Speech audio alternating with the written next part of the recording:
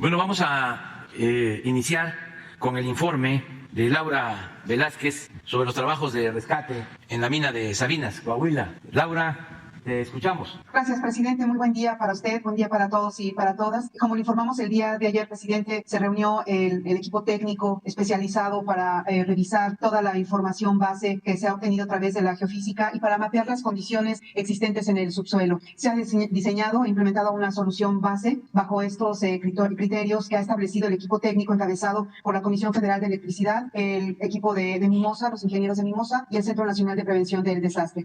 Se analiza y se evalúa la información definiendo estrategias para esa apuesta de solución de la problemática basada en experiencias previas y las mejores prácticas a nivel mundial. El equipo técnico, como meta, elabora una propuesta que se considera como aspecto prioritario la seguridad del personal que realizará los trabajos al interior de la mina y la que se considere de menor tiempo posible de implementar. Los resultados de esta reunión técnica que continuará el día de hoy comprueba la existencia de minados no registrados debido a la informalidad. La interconexión entre las minas se da a través de galerías que se hicieron en el pasado. Se mejoró la exactitud de la ubicación de las zonas de minado y de las galerías con los datos obtenidos en los procesos de perforación. Se infiere además la existencia de fallas y microfallas. Sin embargo, estas estructuras geológicas no son una fuente de aportación de agua a la mina de Pinabete. Asimismo, derivado de los estudios geofísicos, el equipo técnico llevó a cabo la perforación de 2 pozos para comprobar estos resultados. Se buscó tener certeza de las áreas desde donde se tienen los aportes de esta agua de la mina Pinabete, ubicando 2 puntos en específico como se ve en este mapa. Los pozos son realizados a través de una perforadora en donde se busca encontrar los ductos donde pasa el flujo de agua hacia la mina Pinabete. Dicha información se corrobora con la introducción de una cámara de video. En ambos casos se ha encontrado el conducto, verificando un sitio al sur y otro al norte.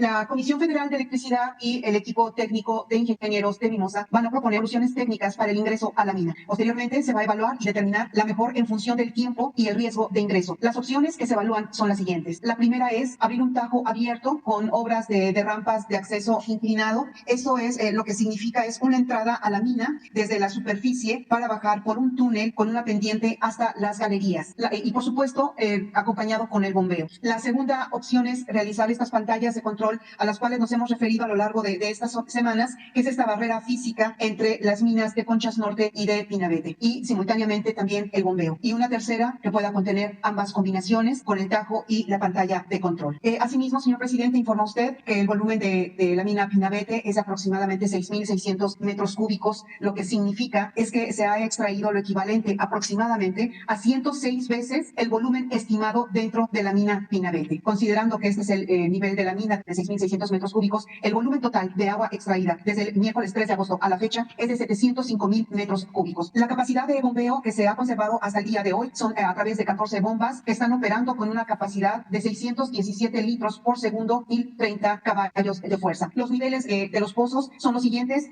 con un dato ya reciente, a las 6 de la mañana. En el pozo 2 es de 25 metros, en el pozo 3, 28 metros y en el pozo 4 de 25 metros. Estos son los niveles de volumen de agua en los pozos, lo cual refiere que hay una disminución. Esto sería todo, señor presidente. Vamos a continuar aquí en la mina. Muchas gracias, Laura. De Sabinas, Coahuila, para desarrollar y en breve mandar el informe. A sus órdenes. Muchas gracias. Hay que seguir ahí trabajando como lo están haciendo y seguir con los técnicos y llevar a cabo la propuesta, las 2 propuestas y no detenernos, seguir con intensidad trabajando hasta lograr recuperar a los mineros. Gracias. Bueno, también vamos hoy, es miércoles, a la sección de quién es quién en las mentiras de la semana. No todas, desde luego, no todas las mentiras, sino es una muestra, ¿no? Nada más. A ver. Con su permiso, señor presidente, buenos días a todas, a todos. Este es el quién es quién en las mentiras de la semana del 24 de agosto de 2022. Vamos a iniciar con la primera. Falso que el Servicio de Administración Tributaria cobre impuestos por depósitos en efectivo o investigue a contribuyentes. El 14 de agosto, medios como El Financiero, 1TV, Milenio, Televisa, El Contribuyente, Radio Fórmula, Infobae, el portal Mi Bolsillo, Mi Dinero en Imagen, Ruido en la Red, La Saga, Vanguardia, entre otros, publicaron notas que pretendían crear pánico entre los contribuyentes, arguyendo sanciones e investigaciones por prestar tarjetas de crédito o realizar depósitos en efectivo en cuentas bancarias. Así fuese de parte de cónyuges o familiares directos. Incluso, 1TV inventa que el SAT presumirá ingresos, aunque sean personas no inscritas en el Registro Federal de Contribuyentes, o aquellas que, estando obligadas a presentar su declaración anual, han reportado ingresos menores comparados con los gastos superiores al adquirir algún bien mediante tarjetas de crédito. Toda esta esta información que circuló no solamente en medios de comunicación, sino en redes sociales, es falsa. Al respecto, el Servicio de Administración Tributaria informó que no cobra impuestos por depósitos en efectivo realizados en instituciones bancarias. Es pertinente aclarar que todos aquellos depósitos que se realizan para gastos de padres a hijos o viceversa, pagos por catálogo como cosméticos, utensilios de cocina y del hogar, aceites esenciales, entre otros, tandas o préstamos personales, no se les vigila ni cobra algún tipo de impuesto. Por lo que la información que publicaron los medios ya mencionados es falsa. Sin embargo, como decimos, tuvo su impacto en redes sociales. Pero nos permite informar al pueblo de México. El SAT solo puede investigar al contribuyente que esté bajo un proceso de auditoría, fiscalización o revisión por parte del mismo SAT. Solo en aquellas auditorías que se detectan incongruencias entre gastos e ingresos. El SAT podrá solicitar la información de sus depósitos a las instituciones financieras que cuenten con esa información para evitar defraudaciones fiscales. Y bueno, no se dejen engañar, consulten fuentes oficiales. Pero vamos con la siguiente. Destacado columnista económico del Sol de México se atora en un embudo de aseveraciones falsas. Alberto Aguilar, el columnista del Sol de México, publicó el 22 de agosto una pieza titulada "Sigue embudo en Cofepris, 2.600 trámites rezagados, 176 nuevas moléculas y AMIF gestiona", en la que lo mismo critica al IMSS, al ISSSTE, la Secretaría de Salud y funcionarios de gobierno. Aguilar publica que hay rezago en trámites en la Comisión Federal para la Protección contra Riesgos Sanitarios, que existe una parálisis en la atención de trámites y que se ha superado la capacidad y el ritmo resolutivo de la institución. Pero esto no es verdad, es falso. Decimos, la eficiencia en Cofepris es un hecho. Los números que publica Aguilar en El Sol omiten que con la misma cantidad de personal, la Cofepris atendió el mayor número de trámites desde el inicio del sexenio.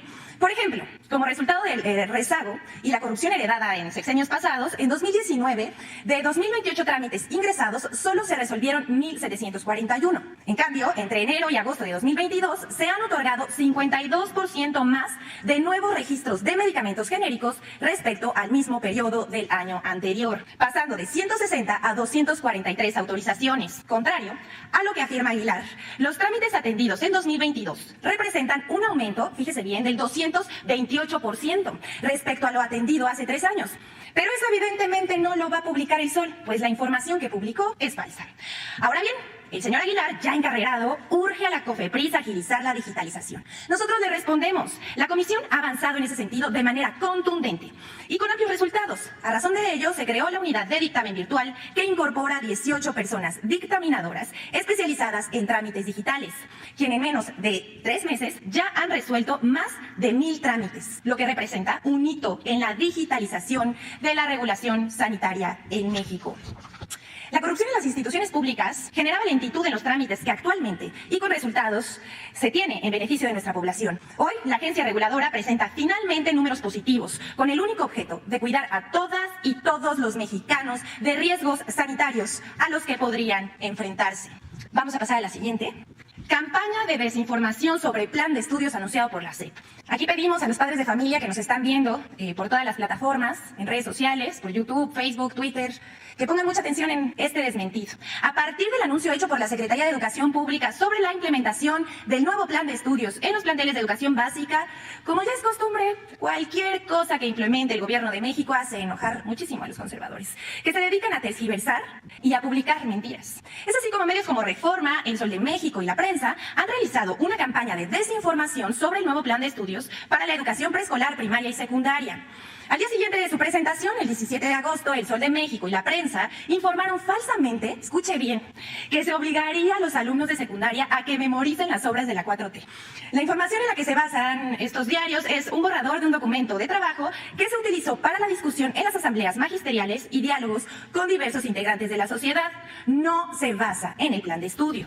Además, en este documento, de ninguna manera se plantea que se memoricen obras que ha realizado el presidente de la República, Andrés Manuel López Obrador, como falsamente publicó el diario Reforma el 18 de agosto a 8 columnas. Causa risa, pero también es lamentable que esta sea la estatura de la oposición.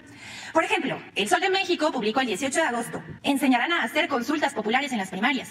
Lo hacen estos diarios lo hacen para golpear, pero se dicen expertos de lo que desconocen. Solitos se hacen la maldad. Pues esto no es nada nuevo. De hecho, el concepto asamblea está presente en los programas de estudio de educación básica vigentes e incluso en los de las reformas anteriores. En términos generales, los distintos programas conciben la asamblea como una estrategia didáctica que posibilita y fortalece los procesos de enseñanza y aprendizaje. Un día más tarde, porque esto no acaba aquí, un día más tarde, el 19 de agosto, Reforma volvió a falsar la información con la nota publicada en primera plana titulada Va Educación 4T a toda escuela, informando que el nuevo plan educativo ya no será un programa piloto, que se implementaría en los primeros grados de preescolar, primaria y secundaria de todas las escuelas públicas del país. Esto es falso porque el programa piloto se realizará en septiembre en solo 960 escuelas, aproximadamente 30 en cada entidad. Además de la campaña de desinformación emprendida por medios de comunicación, también en redes sociales la oposición se lanzó a desinformar como pues es costumbre. Entre los que destacan Pablo Maluf, los vamos a ver aquí en la pantalla, Denis Dresser escribió sobre el tema en el diario Reforma, Claudio X González, el comentarista de ADN 40 y La Razón, Arturo Adam, el exgobernador de Hidalgo, Francisco Olvera, reproduciendo un artículo de Jesús Silva Herzog, también publicado en el diario Reforma, la directora de México Evalúa, Edna Jaime, Adela Micha, Pedro Ferriz de Con, Marco Cortés y Acción Nacional, y bueno, como siempre decimos aquí, la lista sigue. Pero aquí lo dejamos para que usted saque sus propias conclusiones. Pero dejar claro que estas no son críticas, son mentiras veladas.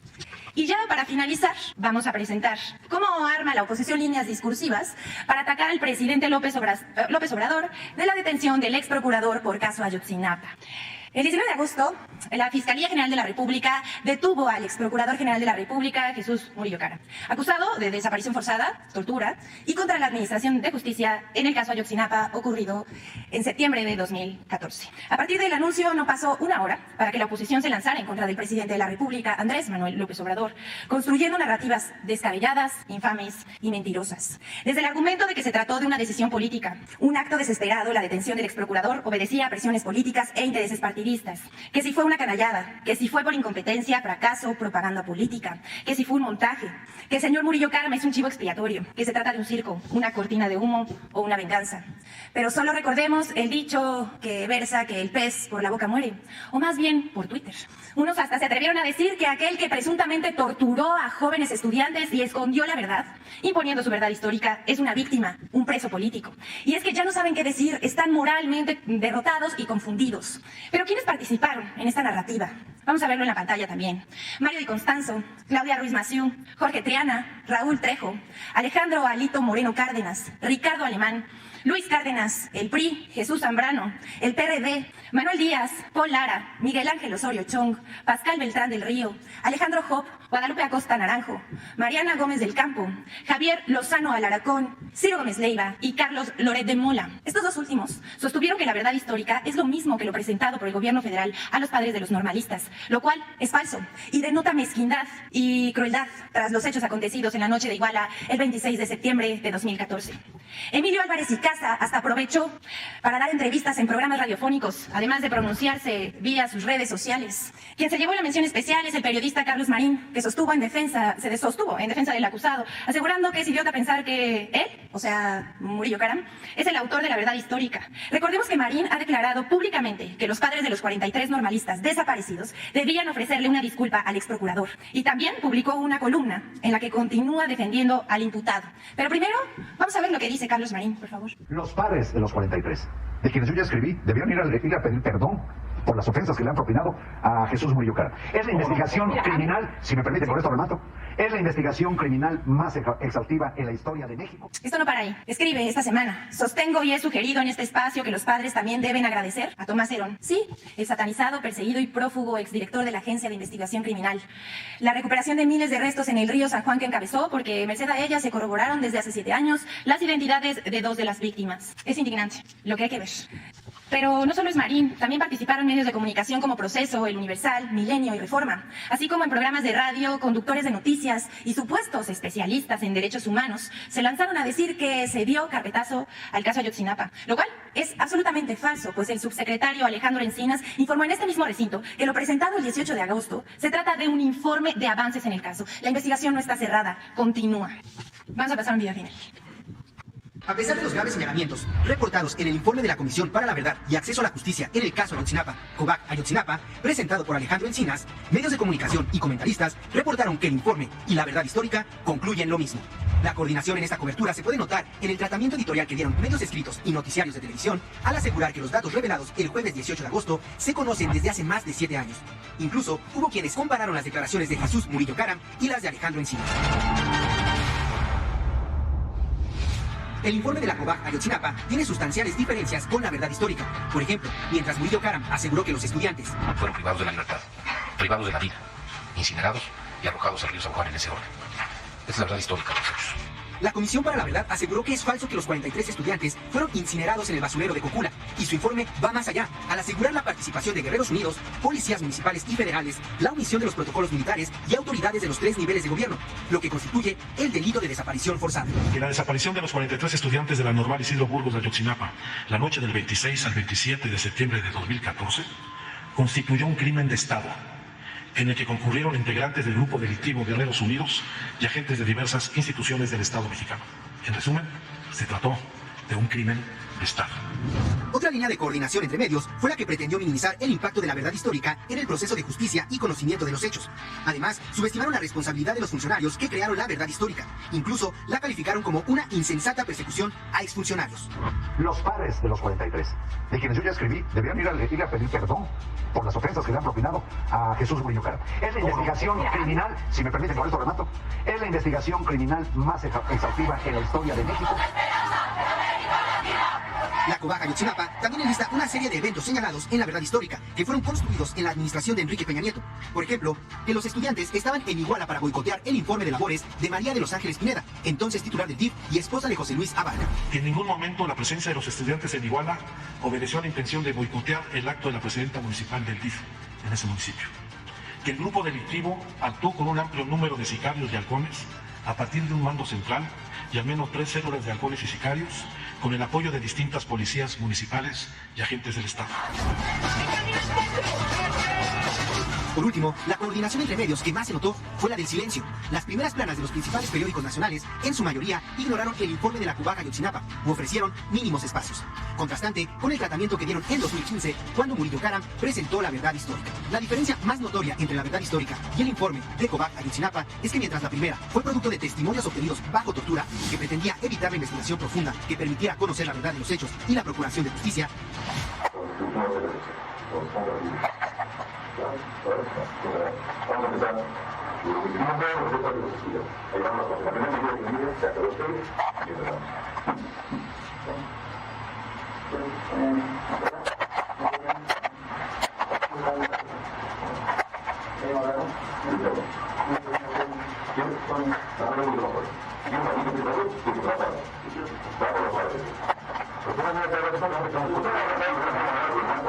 el informe de la Comisión de la Verdad busca el esclarecimiento de los hechos y la justicia transicional. Infodem.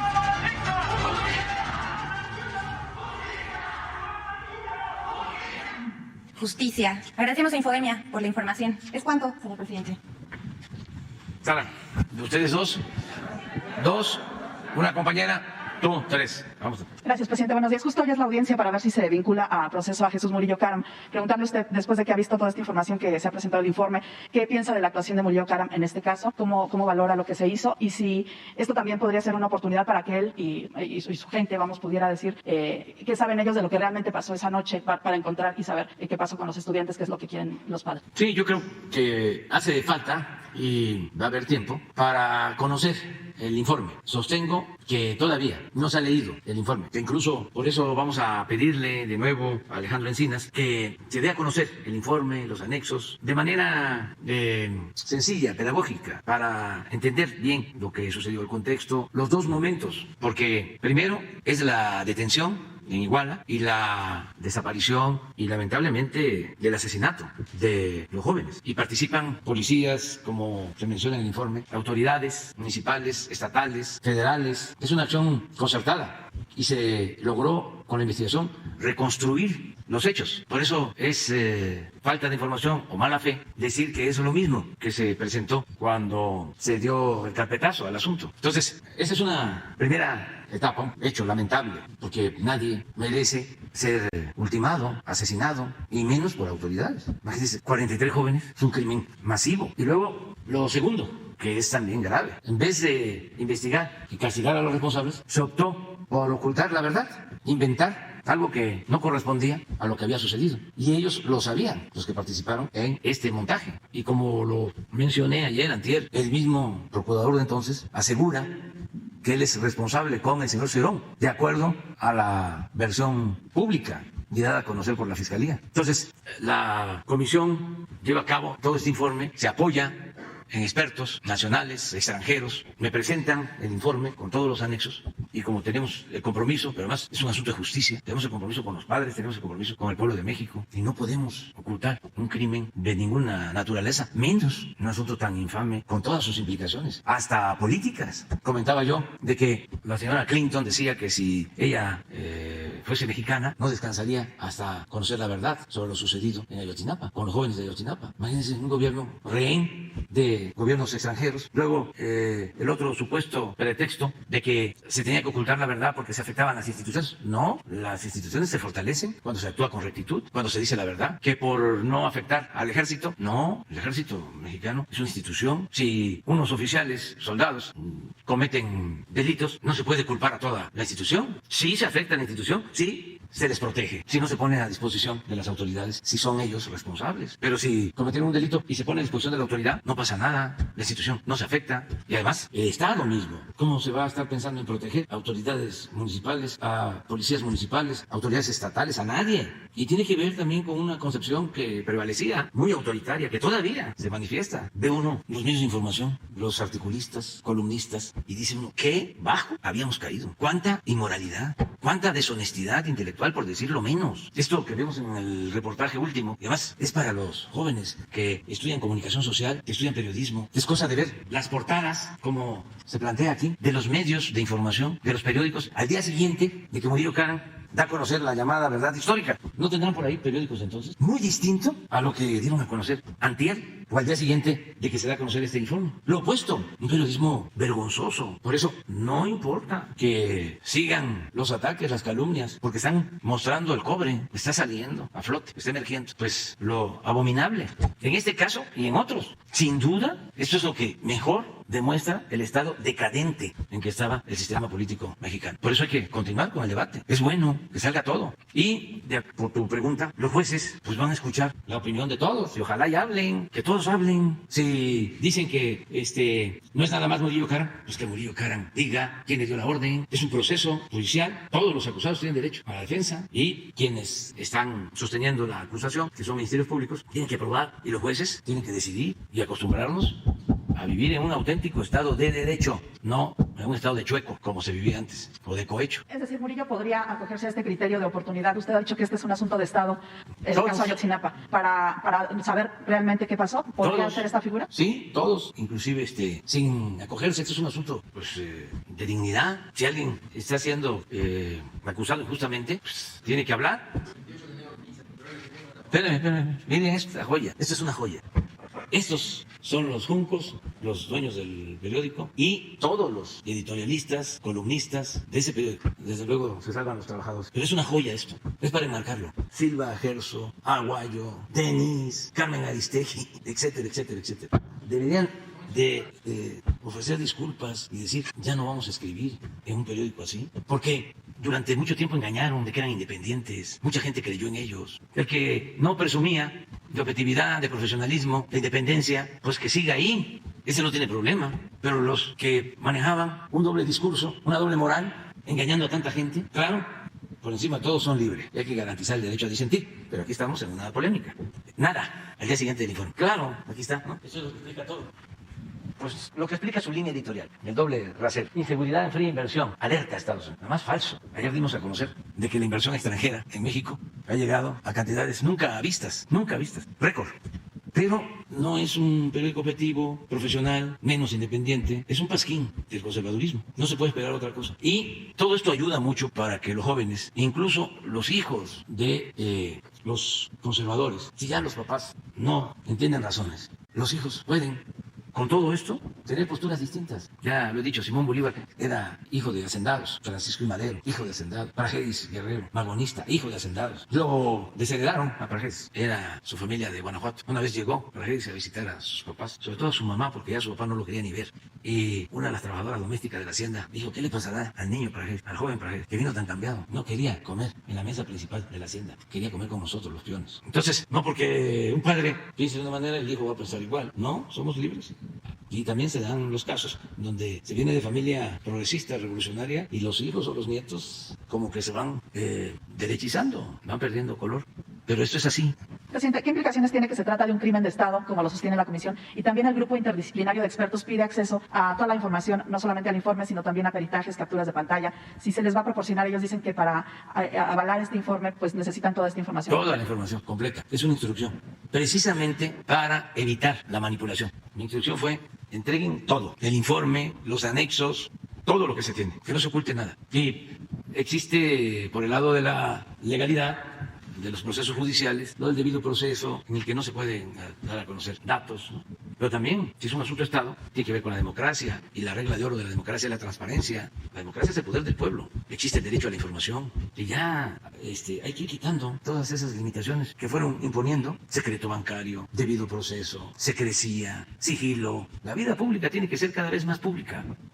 Y lo mismo sobre el comportamiento de jueces. Antes no se sabía nada, no se conocían los nombres ni siquiera de los ministros. Todavía falta que se conozcan los nombres de los ministros. Actúan como en el anonimato y eran conocidos por los abogados y por los fiscalistas, por los representantes de los grupos de intereses creados, pero no por el pueblo. El pueblo no los conocía. Hubo un tiempo en que se elegía a jueces, a magistrados, a ministros. Eran electos. Tienen mucho trabajo los que nos van a relevar para ir limpiando. Ayer veía yo un mensaje de una señora muy inteligente que decía, bueno, ¿y cuántos peldaños tiene la escalera? Porque se está limpiando de arriba para abajo, pero no se llega, ¿no? No se avanza. Pues sí. Lo importante es no cansarse y seguir limpiando. Y esto va a dar frutos. Le está dando frutos. Eso nos está ayudando muchísimo. Imagínense, tenemos, se los comentaba, un estimado que en el tiempo que llevamos hemos obtenido ingresos extras por no permitir los privilegios fiscales de 1.700.000 millones de pesos. Pues por eso están enojados y por eso también yo estoy tranquilo y aguanto insultos, como dice el dicho popular. Así hasta yo. Aguanto, porque es mucho lo que se obtiene con la transformación, con el cambio. Y también es importante decir que se han portado muy bien los conservadores de México y los medios en México, si se compara con el resto del mundo.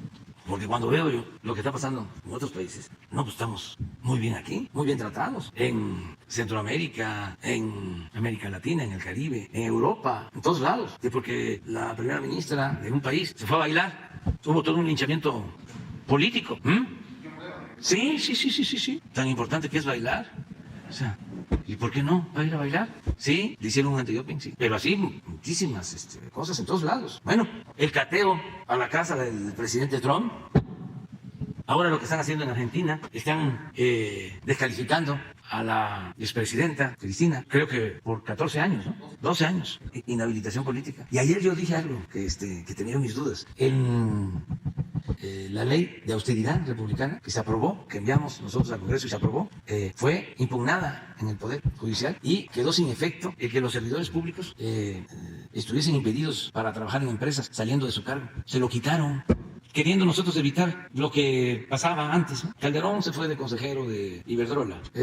Cedillo, de una empresa ferrocarrilera, vendió los ferrocarriles nacionales, y a la empresa que le vendió los ferrocarriles nacionales, una vez que terminó, se fue a trabajar. Pero casi todos los directores de Pemex trabajaban, o algunos trabajan, en empresas privadas vinculadas al sector energético. Una promiscuidad política, económica, una inmoralidad. Pues imagínense cuánta información se llevan, información privilegiada. En el caso de Pemex, si con presupuesto público se llevan a cabo las exploraciones, se sabe dónde está el petróleo. Luego vino la reforma energética para privatizar el petróleo y ya sabían qué campos tenían petróleo, porque las empresas particulares se llevaron a trabajar a los altos funcionarios de Pemex, que tenían información privilegiada de la nación. Hace falta seguir llevando a cabo los cambios. Falta, pero se va avanzando. Sí, el Poder Judicial. Hoy la vamos a fijar con toda claridad. Le pedí al secretario de Gobernación y a la consejera jurídica, porque hay dos reformas que quieren llevar a cabo en la Suprema Corte. Una es eliminar delitos considerados graves y otra por el mismo sentido, para que los jueces puedan dejar en libertad a quien ellos decidan. Hoy vamos a dar a conocer esto para que si los ministros votan por esta reforma, pues que se sepa cuando menos, ¿no? De qué se trata, no ocultar nada. Y les pedí al secretario de Gobernación y a la consejera jurídica que fuesen muy claros, porque hay veces, con todo respeto, que se usan tecnicismos y se habla de tesis y de jurisprudencia y del debido proceso, etcétera, etcétera, y no se entiende la esencia del asunto. La esencia es que se busca impunidad y corrupción, claro, impunidad y corrupción. Sí, pero tiene que buscarse un mecanismo, ¿sí?, para que la justicia sea expedita, no utilizar esto como un pretexto para liberar a diestra y siniestra. Y además, hay delitos graves. ¿Qué pasaba antes? Por ejemplo, a la maestra Elvester y a otros los juzgaron o los acusaron de lavado de dinero, porque era delito grave, es delito grave, no la corrupción. Entonces retorcían la ley porque lo que querían era encarcelarlos. Ahora es delito grave el huachicol, que no era. Es delito grave la corrupción, la defraudación fiscal, todo eso. Recuerdo, y esa es otra, de cuando a un dirigente magisterial, un hombre humilde, lo detienen cuando querían imponer la llamada reforma energética educativa. ¿Y de qué creen que lo acusan? De lavado de dinero. Entonces se hicieron modificaciones constitucionales y ahora quieren dar marcha atrás a eso. ¿Habría más delincuentes en las calles con esto si se aprueba en la Corte? No, de todas formas, hay que estar pendientes por los procedimientos. Acaba de suceder. Detuvieron a una persona famosa en la Ciudad de México, de Colima, y hubieron actos vandálicos en Colima. Lo mismo, propaganda, ¿no? Quemaron camiones. Se agarraron, creo que, a varios, pero dos los pusieron a disposición del juez civil al final y los agarraron con los bidones. Los pasaron al juez y los dejaron en libertad porque no se demostró no sé qué cosa. Y hay que estar pendiente de todo. Que no, un juez debería, independientemente de lo estrictamente legal, buscar la impartición de justicia, o es nada más que el documento está mal, no se integró bien la averiguación y la detención no fue a las 10 de la mañana, sino a las 11. Y ya con eso tengo excusa para dejar en libertad a cualquier persona. Sí, pero eso, lo de Cerón, fue una cosa tolerada. Ese es un asunto que tiene que ver con la delincuencia, que no solo se da fuera del gobierno. Existe la delincuencia de cuello blanco, porque eso es delincuencia. Y eso no se debió permitir. Esto que estamos viendo, imagínense, los defensores de derechos humanos que están en contra de nosotros. ¿Por qué no pones lo de la tortura de Cerón? ¿Sí? Y además aprovecho para enviar un recordatorio respetuoso al gobierno de Israel. No pueden estar protegiendo a personas así. El primer ministro de Israel se ha portado muy bien, me mandó una carta diciendo que iban a cooperar, que iban a apoyar, pero ya ha pasado mucho tiempo. Pues ya con este recordatorio, ¿no? Porque no es para presumir, pero la mañanera llega a varias partes, ¿no? Y si no se informan, esto es un hecho de tortura.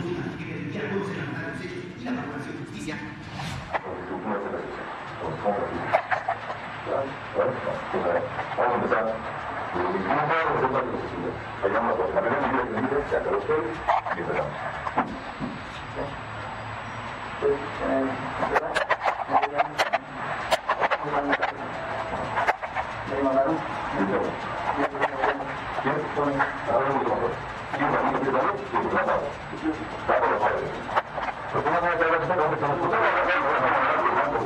El informe de la... No, páramelo ahí. A ver si lo puede parar. Este es el que defiende, ¿cómo se llama? Marín. Mira.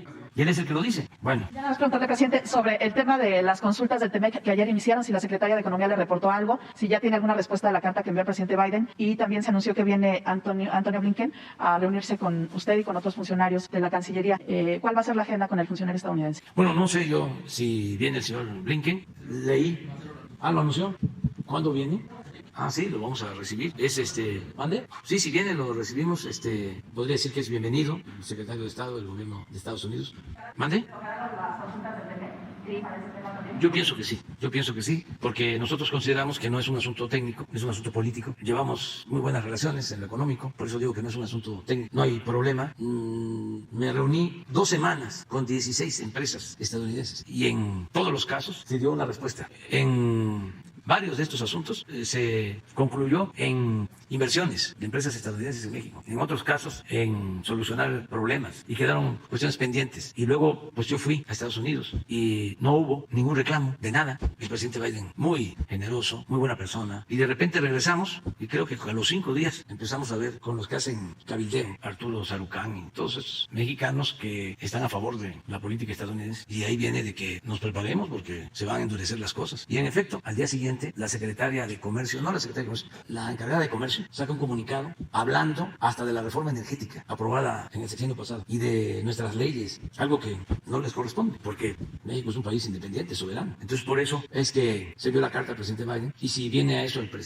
secretario de Estado, Blinken, va a ser bien recibido y la verdad que son muy buenas las relaciones. También entendemos de que hay elecciones en noviembre en Estados Unidos y como suele pasar en todo el mundo, en víspera de las elecciones hay excesos, se desbordan las pasiones, pero nosotros no vamos a permitir que se ofenda a los mexicanos, a los paisanos. Ya lo dijimos, aprovecho para recordarlo, quien maltrate a los mexicanos y diría a los migrantes en Estados Unidos no merece recibir voto de mexicanos ni de latinoamericanos, porque el que no quiere a su patria no quiere a su madre. Y hay algunos legisladores, y lo peor, de origen latinoamericano, que son los más nefastos por su rechazo a migrantes. Se les olvida cómo llegaron ellos a esa gran nación, sus padres, se vuelven muy renegados. Y eso sí, con todo respeto, ¿no? Sean del partido que sean, es un llamado también como una simple opinión, porque somos libres, pero no se debe de votar por candidatos racistas, clasistas, xenofóbicos, ni por candidatos ni por partidos. Que aprendan a respetar. Porque como quieren voto, si están insultando, si están maltratando a los migrantes, trátese de candidatos a legisladores o candidatos a gobernadores. Eso no. Ahora ha habido más respeto. He estado pendiente de las declaraciones y posturas y voy a seguir atento. Y no es amenaza ni advertencia, nada de eso. Es que tenemos que impulsar la fraternidad universal. Gracias. Buenos días, señor presidente. Pues resulta que ahorita está surgiendo una nueva modalidad de acoso a la libertad de expresión y lo está haciendo el INE a través de multas y sentencias. Y le quiero leer un tuit que fue multado, ¿no? A Eric Gutiérrez, el director de Sin Línea, lo multan por hacer un comentario en un tuit que publica la diputada Andrea Chávez y pone así, dice Andrea Chávez, una diputada federal del PRD acaba de decir en la comparecencia de nuestra Secretaría de Cultura que el Fondo de Cultura Económica, y abre comillas, no debe dedicarse a fomentar la lectura. Y dice, aunque usted no lo crea. Eric Gutiérrez contesta, les aterra tener un pueblo culto e informado. Y eso le valió a Eric ese comentario que lo multe el INE, porque la diputada aludida pues pone una denuncia por violencia política de género y resulta que además multan a 200 personas más. Y entonces pues ya nos está dando, digamos, la censura y el acoso judicial desde pues, la presidencia o desde los entes de gobierno, sino que ahora es el mismo INE el que manda a callar a comunicadores por expresar un comentario en Twitter. Y aunado a esto se revelan unos chats entre el presidente del INE y el presidente del PRI, Alito Moreno y Lorenzo Córdoba, el día de ayer, en donde claramente se ve una complicidad en algunos tratos que se asesoran, que se dicen, que se ayudan, que hermanito, ya sabe. Y pues bueno, aquí hay una correlación de que porque estas multas, curiosamente, señor presidente, están yendo hacia comunicadores que tienen una tendencia, digamos, de izquierda, una tendencia más liberal y menos conservadora, porque a comunicadores conservadores no los están multando. Entonces, su opinión al respecto, señor presidente. Pues que es extralimitarse, no le corresponde al INE multar a un periodista. Es un exceso. Ya se están convirtiendo en el Instituto de la Censura. Y un abrazo y mi solidaridad con don Eric, que es un extraordinario periodista, y a muchos otros. Y que si se necesita cooperar para pagar la multa, yo ayudo. Ahorita no tengo nada, pero buscaría yo de mis ahorros, le pediría yo a Beatriz que me adelantara el domingo. Pero un saludo a don Eric. Y están muy obnubilados, fuera de sí, muy molestos. Es por lo mismo. ¿Qué les puede preocupar? Un Twitter, un mensaje. No pasa nada, no pasa absolutamente nada. Yo tengo el primer lugar a nivel nacional en ataques y no pasa nada, absolutamente. Al contrario, como decía Ponce Noriega, entre más me golpean, más digno me siento. Cuando empiecen a decir de que ya hablo de corrido y que soy muy consecuente y muy articulado, muy inteligente y que ya hasta se me está poniendo negro el pelo, ¿no? Y que me estoy viendo muy fuerte y joven, entonces eso sí me preocuparía mucho. Pero si siguen atacando, pues es que vamos bien. Pero además, vamos muy bien. La gente está muy apoyadora, está a favor de la transformación, donde quiera que voy. No solo son los estados del sureste, vamos a Sonora y la gente cariñosísima. Les voy a contar algo. Hay unas enramadas que son como santuarios de los yaquis, donde solo las autoridades de los pueblos se pueden sentar ahí en las sillas. Y yo cometí el error de decirles, después que terminamos, porque es un sitio tan sagrado, tan importante para ellos, que ahí no se hace acto político, se hace afuera, en un salón. Ahí es en lengua yaqui que se delibera y hay rezos. Entonces, estoy haciendo unos mensajes, estamos haciendo unos mensajes que, por cierto, a partir de mañana, ¿no?, ya se van a transmitir, porque viene el informe y nos dan oportunidad de difundir lo que se está haciendo en el gobierno unos días antes del informe, 5 o 7 días antes y 5 o 7 días después del informe. Estamos haciendo algunos mensajes, 25 segundos, que es muy difícil resumir, sobre educación y salud y las obras que se están llevando a cabo. El caso es que grabé 13 mensajes que van a empezar a pasar desde la semana, desde mañana. Y quería yo hacer uno sobre las comunidades indígenas. Y estando ahí, y estaban los compañeros de las cámaras, pedí permiso para que me permitieran sentarme en la banca de ellos y grabar ahí el mensaje. Cometí un error y pues empezó la deliberación entre ellos, porque eso con nadie. Y me dieron el permiso. Y me senté y ya, me grabaron ahí. Pero eso es un asunto que demuestra, pues, que la gente nos tiene confianza. Y lo mismo en Nuevo León, ahora que fuimos, en Tijuana, a pesar de que fuimos unos días después de la quema de los vehículos y todo, la gente muy bien, saben que estamos haciendo todo lo que nos corresponde y actuando en beneficio del pueblo. Entonces por eso se va avanzando. Y eso es lo que tiene enojados a nuestros adversarios. Y yo creo que le falta una reflexión más profunda, porque así no van a lograr mucho. Tienen que hacer un análisis, ¿no?, de otro tipo. No negarse a todo, tener una actitud muy retrógrada, no defender lo indefendible. Esto del señor Murillo, ¿cómo se defiende si se inventa una situación, un hecho lamentable, si se instrumenta todo un montaje? O lo del señor Cerón, ¿cómo? Es indefendible. O sea, y yo soy partidario del perdón, pero para que haya perdón, que no me corresponde a mí en este caso, pero pues tiene que haber arrepentimiento. Cometí este error y me arrepiento. Cuando hablan, ni perdón ni olvido, digo, olvido no, perdón sí. Somos seres humanos, todos cometemos errores. Acuérdense ese hecho, esa imagen de está Jesús. Estoy hablando del hombre y de su obra, para que no vayan a acusarme de estar violando el Estado laico. Que está ahí, que llegan, ¿no?, a decir sobre Magdalena, no se levantó, que esté libre de pecado que tiene, que arroje la primera piedra. Sí, pero en todos estos casos tiene que asumirse la responsabilidad que se tiene. Y lo de don Eric, pues también hay que decirle que es un timbre de orgullo que lo censuren, porque si no, parecería que es como muchos otros, ¿no? No, están haciendo un buen periodismo. Él y muchos, pero muchos ciudadanos, muchos ciudadanos, pues son los que nos defienden con argumentos de todo el periodismo convencional, con honrosas excepciones, como siempre. Pero es así general.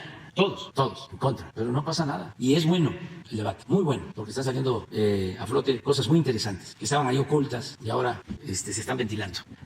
Y sí, porque presidente, pues resulta que sí critican mucho la sección de quiénes quieren las mentiras, pero no dicen nada de las multas del INE, ¿no? Entonces está como medio contradictorio. En otro tema, señor presidente Quintana Roo, en la pasada elección hubo una consulta popular acerca de las concesiones de agua. Ahorita hay en 4 municipios, hay una concesión a la empresa Huacán. Se hizo una consulta popular y resultó vinculante quitarle la concesión en 3 de los municipios, en Cancún, Puerto Morelos e Isla Mujeres. Solamente no fue vinculante en Playa del Carmen, no alcanzó el 35%. ¿Qué opina respecto de esta participación y sobre que le quiten la concesión a Huacán? Porque está pasando en otros estados, o sea, los estados siguen concesionando a empresas privadas el servicio del agua y esto provoca a veces muchos abusos de estas empresas en las tarifas, en los cortes de agua cuando no pagan, ¿no? Les quitan como derecho humano y bueno, pues ahorita van a tener que revocarle la concesión porque ya es vinculante en Quintana Roo. Saber qué opina respecto de eso. Y sobre Quintana Roo también el tema de Ixcabal. No quiero soltar el tema porque sé el impacto benéfico que le puede hacer a la población del sur de Quintana Roo tener abierta esa ciudad maya. Ya vino a darnos la información el titular del INAH y sí habló de que era una imponente, pero habló de un mediano a largo plazo para poder abrir esta zona arqueológica o poder preguntarle en ese sentido, señor presidente, si pues en algún momento de su periodo pudiera hacer alguna visita por ahí usted, para que también la prensa pueda entrar, y si podríamos impulsar de alguna manera que sea más rápido el trabajo en esa zona y que se abra lo más pronto posible esa zona, porque va a ayudar mucho a los chetumaleños, estoy seguro de ello. Sí, bueno, sobre eso no lo descartemos, es un asunto de tiempo. Lo que pasa es que yo ya no quiero hacer compromisos que no podamos cumplir en el tiempo, pero no lo descartemos, porque si salimos con el Tren Maya, que tenemos que terminarlo en diciembre del año próximo, es todo un desafío por los obstáculos que se nos presentan, pues vamos a tener un poco más de tiempo. Voy a ir ahora, dentro de unos 10 días, voy a un recorrido de nuevo, y sí es muy importante esa zona, ese sitio arqueológico, importantísimo, y vale la pena invertir para rescatarlo.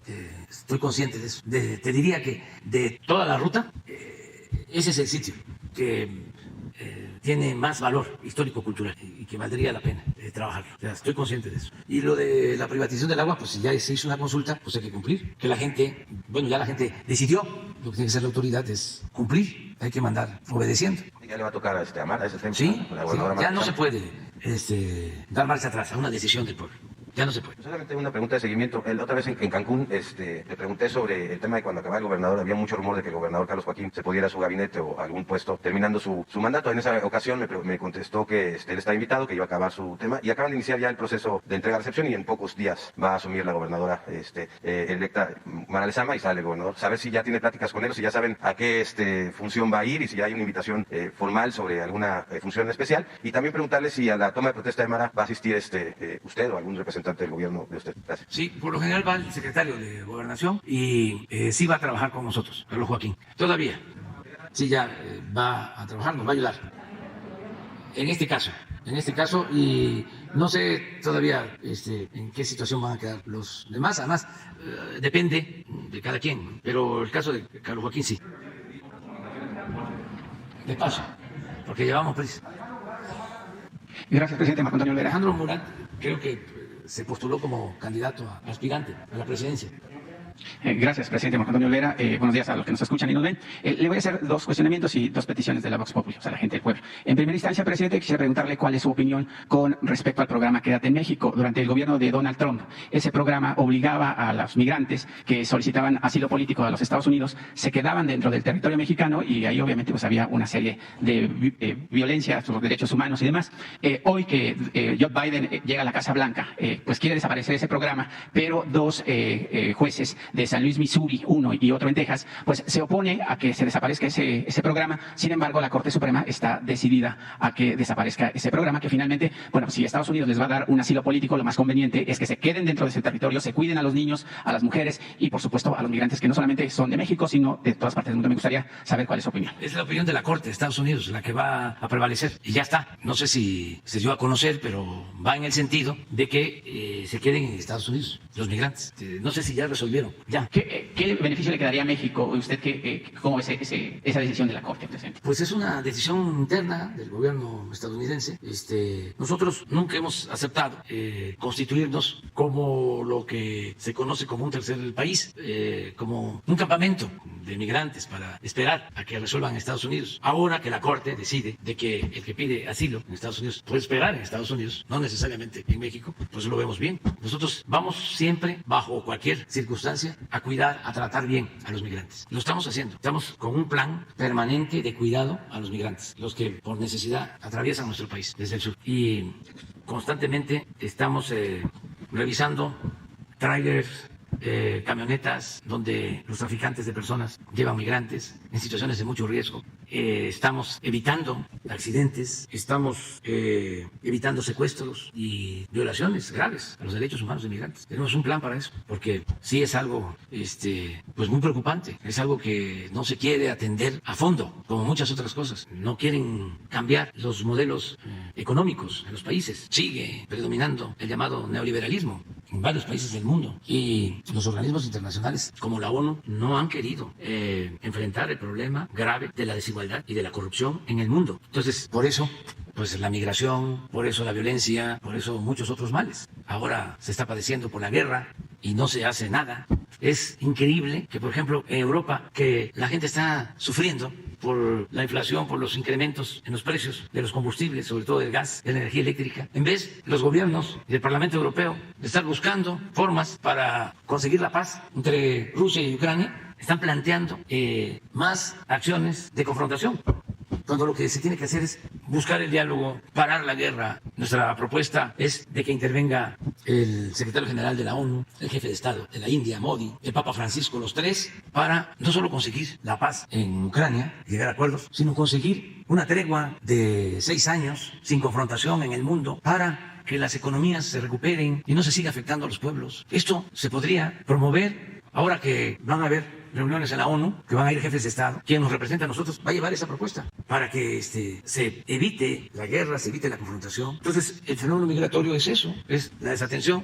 ¿Cuánto apoyo recibe Centroamérica para que la gente se quede en sus comunidades de origen y no se ve la necesidad de emigrar? ¿Qué opciones tienen? Nosotros estamos con los programas de bienestar y con la inversión pública, impulsando la industria de la construcción, se están creando muchos empleos en México y está bajando la migración. O sea, son menos los mexicanos que van a Estados Unidos. ¿Y qué pasó con lo de las visas para los migrantes que quedarán Pues es trabajando? lo mismo. No hay una decisión para que se logre un convenio de visas temporales de trabajo. Les hace falta fuerza de trabajo en Estados Unidos y en Canadá, pero no toman esa decisión. Y ahora, como está la elección, pues estos 2 meses, un poco más, no creo que hagan nada estructural de fondo, porque pues siempre hay oposición para un acuerdo migratorio. ¿Por qué les conviene que no se ordene el flujo migratorio? Porque así tienen mano de obra barata y amenazada, que los pueden correr sin reconocerles nada. Esto ha pasado desde siempre. El único plan migratorio que ha habido con Estados Unidos es el plan Braceros, en 1943, entre gobiernos, que eso es lo que se tiene que lograr, ¿no? Sí, en otro tema, presidente, los ejidatarios del municipio de San Agustín Tlaxiaca le agradecen su intervención luego de que el RAM y la delegación de la Procuraduría Agraria en el Estado pues inició ya la depuración del padrón de ejidal, donde pues, los comisariados tenían varios difuntos, más de 200, votando para sus truculencias y el saqueo del mismo, obviamente. Y ahí también la gente del RAM, del Registro Agrario Nacional, me dice que a 3 años de su gobierno, o 4 ya, carecen de nombramiento de representante o delegado y que pues obviamente pues eso les limita a seguir trabajando de manera adecuada y en beneficio de los campesinos que pues finalmente, aunque son campesinos de temporal, pues generan sus propios alimentos y eso pues también ayuda para que tengan alimentos de autoconsumo. Presidente, y sobre Hidalgo también hay 2 temas ahí importantes. Durante el gobierno de Omar Fayad, que está prácticamente dejando el poder del Estado, y luego de la victoria de Julio Menchaca con el movimiento Morena, pues resulta que ya entregando el gobierno se han dado cuenta que el gobierno de Omar Fayad, a través de su secretaria de Finanzas, Jessica Blancas, pues invirtió 800 millones de pesos en fondos de inversión en un banco que se llama, o se llamaba porque ya está en quebranto financiero, en Banco Accendo. Esta secretaria invirtió 800 millones de pesos en fondos de inversión. Hoy pues está perdido ese dinero. Antes lo que era el FOBAPROA, hoy el IPAP, pues nada más le puede reconocer 2,5 millones al gobierno del Estado y los otros 5,5 millones pues no aparecen y por supuesto pues nuevamente la corrupción del priato pues vuelve a florecer, sobre todo en un Estado que carece de muchas educación, salud, hay huachicoleo, hay una serie de irregularidades en el Estado, presidente. Y sobre ese tema también pues algunos alcaldes expriistas, por ejemplo Jesús Hernández Juárez del municipio de Zempoala, Hidalgo, que sin la anuencia de los pobladores de la comunidad de San Gabriel Azteca exhumó restos humanos de más de 300 años, destruyó la capilla de San Gabriel de la que se robaron retablos originales de 1712, mandó a aplanar frescos y murales del siglo XVII.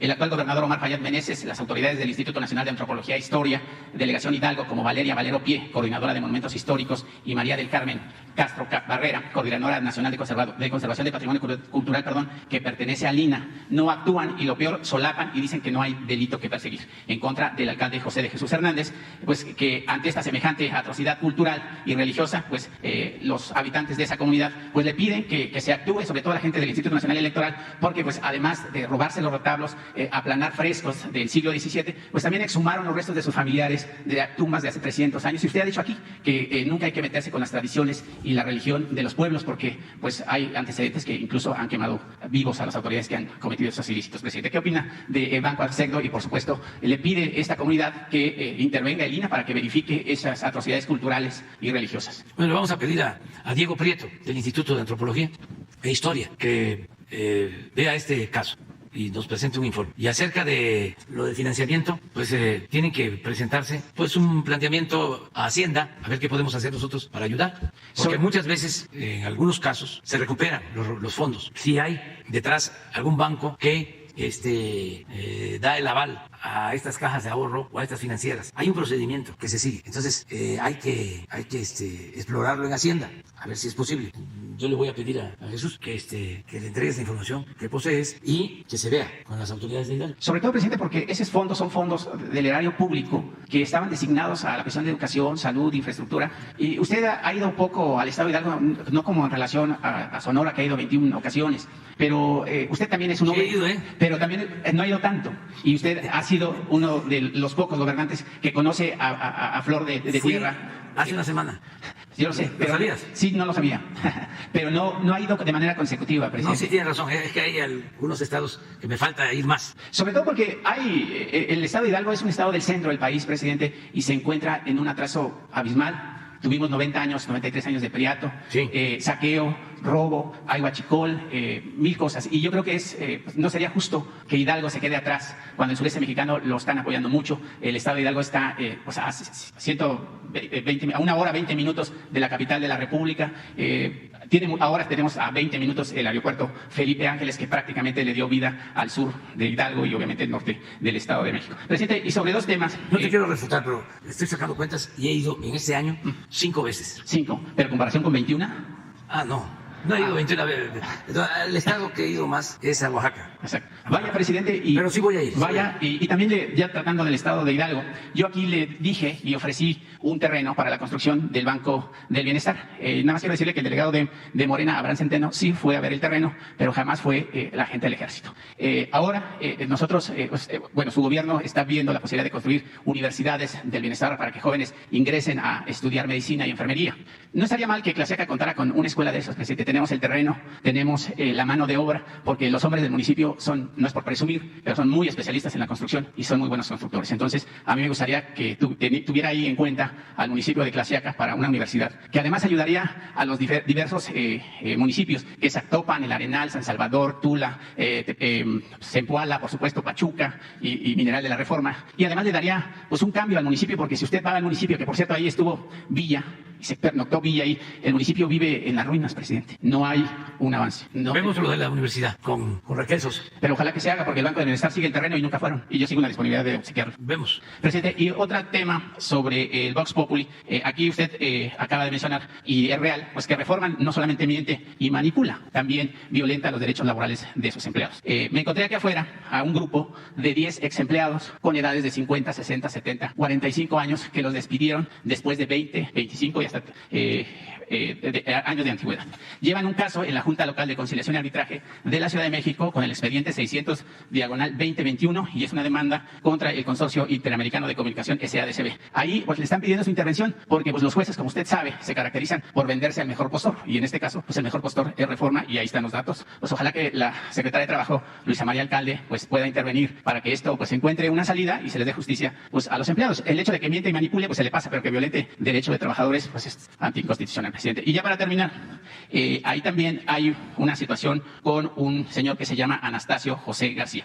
Este hombre, presidente, además de ya estar en la recta final de la vida, porque tiene 75 años, pues es sordomudo, pero además es analfabeta, no sabe leer ni escribir y el Instituto Mexicano del Seguro Social no le quiere reconocer sus días cotizados, nada más porque se equivocaron en el Instituto Mexicano del Seguro Social y en el Infonavit sí lo registran con la fecha 1 de julio y el IMSS lo registra con el 2 de julio y por eso pues no puede jubilarse.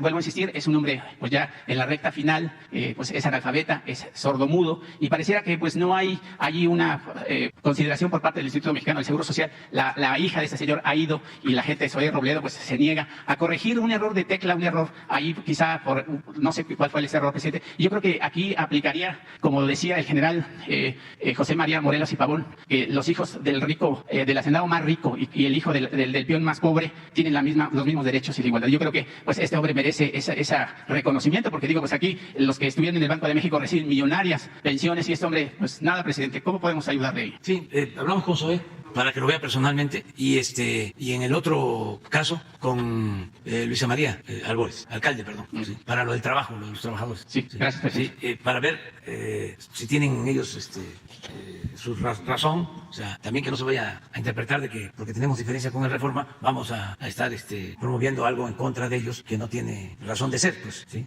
Sí, pero nosotros ayudamos, pero nada más lo advierto porque ¿qué hizo el gobierno cuando dio el golpe a Excelsior? Utilizó un asunto laboral y un asunto de unos terrenos como excusa, como pretexto para sacar a don Julio Scherer y al grupo de Excelsior. Entonces, por eso que no estén pensando los de Reforma que nosotros vamos a actuar de esa manera, pues, ¿no? Pero si tienen razón los trabajadores, entonces sí, nosotros los vamos a defender. Bueno, sí.